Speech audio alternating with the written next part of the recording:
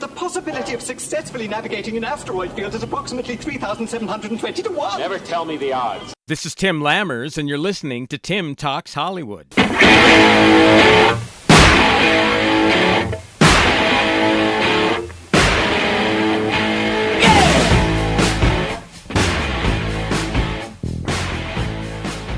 Welcome to this free preview of Tim Talks Hollywood, Episode 2, and I've been feeling pretty foolish all week after seeing Bohemian Rhapsody, thinking of how I had tickets to Queen with Freddie Mercury twice and selling them twice. So to make myself feel better, I pulled up a conversation I had with Hugh Jackman about how he once sold his tickets to David Bowie. Here's the thing, he actually told the classic rocker in person on the set of The Prestige about what he did. We were sitting there and I told him how in 1981, the first concert I was ever going to go to that I'd paid for was his concert when he came to Australia in 1981. And he goes, oh, right, great, did you enjoy it? And I said, well, here's the other half of the story.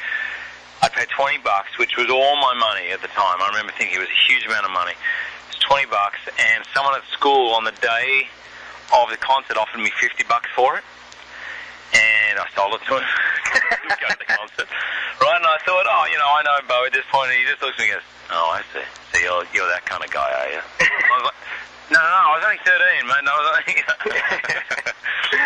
Well, you know what? I did the same thing with Queen. 2 Queen concerts.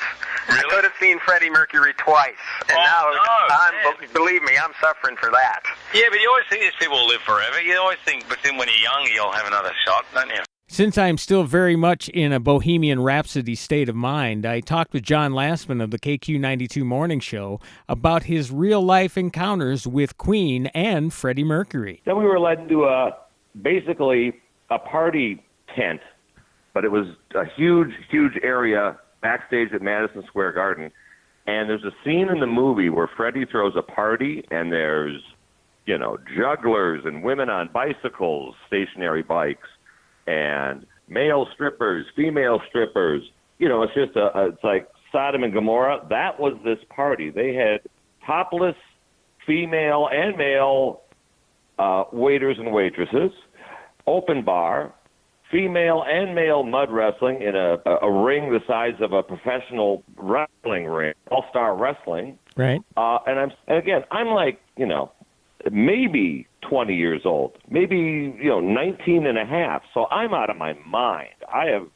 I'm never leaving New York at that moment. Also this week, fellow film critic Joe Botten joins me to talk about The Girl in the Spider's Web, a new dragon tattoo story. I don't know, the movie just seemed lacking to me. Right, and I think what made the David Fincher one so good was that it felt like kind of a two-hander with Daniel Craig and Rooney Mara, and they each had their own sort of separate stories for the first half of the movie before they kind of came together for the last half to solve this mystery. And in this one, it's really all Lisbeth Salander, and it's, I don't know, it turns her more into a superhero than a heroine, and there's a difference in the two, and that's what sort of made the movie lesser than for me. Also, Dave Schrader gives his review of the horror thriller Overlord. If you are a fan of horror movies and video games, this movie was made specifically for you. It is a perfect blend of a video game like Call of Duty and a video game like Resident Evil. And in a preview of this week's bonus podcast, I called up an interview with Noomi Rapace,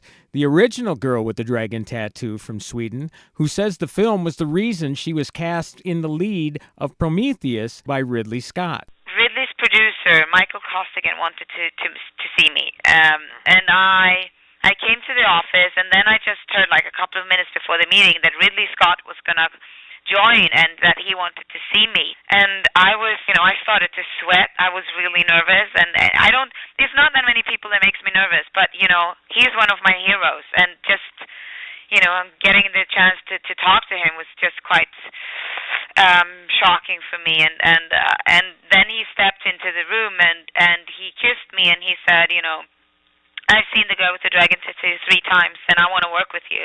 Yeah. And I thought I was going to die. I was like, oh, holy shit. I hope this is not a dream.